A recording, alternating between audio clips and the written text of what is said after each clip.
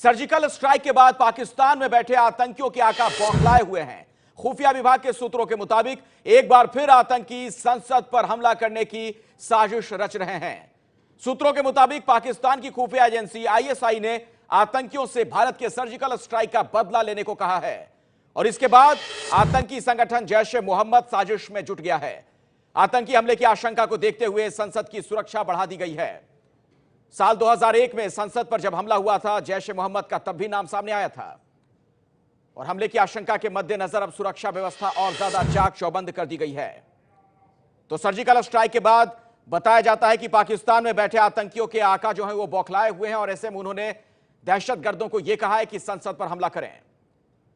तो खुफिया सूत्रों के हवाले से यह बड़ी जानकारी निकलकर सामने आ रही है। पाकिस्तान की खुफिया एजेंसी आईएसआई ने आतंकियों से भारत के सर्जिकल स्ट्राइक का बदला लेने को कहा है और ऐसे में जो आशंका जाहिर की जा रही है उसके बाद संसद भवन परिसर की सुरक्षा और ज्यादा बढ़ा दी गई है।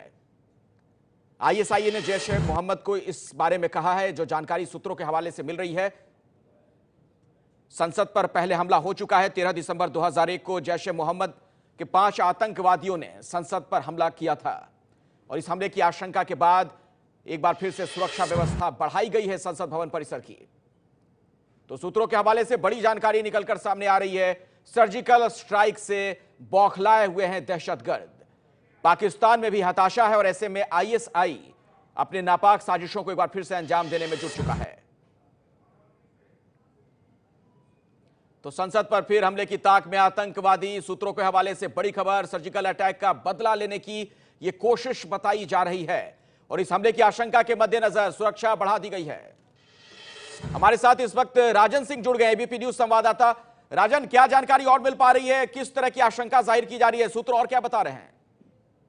देखिए, जो इंटेलिजेंस इनपुट मिले थे उसके मुताबिक संसद पर एक बार दोबारा से हमले की साजिश रच रहा है जैश ए मोहम्मद और इसके लिए बाकायदा उसे आईएसआई से आदेश मिला है कि वो बड़े हमले को अंजाम दे। और इस जिस तरीके से संसद का शीतकालीन सत्र आने वाला है, ऐसे में संसद पर हमला हो सकता है क्योंकि पहले भी जैश ने हमला किया था। उसको देखते हुए एक मॉक ड्रिल किया गया। जो तमाम सुरक्षा के उपाय थे उसकी पूरी पड़ताल की गई थी पिछले हफ्ते और साथ ही जो जहां जहां पर कमियां नजर आई थी उसको पुख्ता करने के लिए साफ निर्देश दिए गए हैं। साथ ही ये भी कहा गया था कि जो एनएसजी के कमांडोज थे उन्होंने भी बाकायदा पार्लियामेंट हाउस का पूरा मुआयना किया। एक सिक्योरिटी ऑडिट कराई गई है कि अगर किसी भी हमले को अंजाम देने के कोई साहस करता है तो उससे किस तरीके से निपटा जाए। और साथ ही जो इंटेलिजेंस एजेंसी और दिल्ली पुलिस को कहा गया है कि ऐसे किसी भी हमले को नाकाम करने के लिए तमाम एहतियाती कदम उठाए जाएं। जो पार्लियामेंट की सुरक्षा और पार्लियामेंट से की तरफ जाने वाली जो सड़क है वहां पर सुरक्षा पुख्ता की जाए।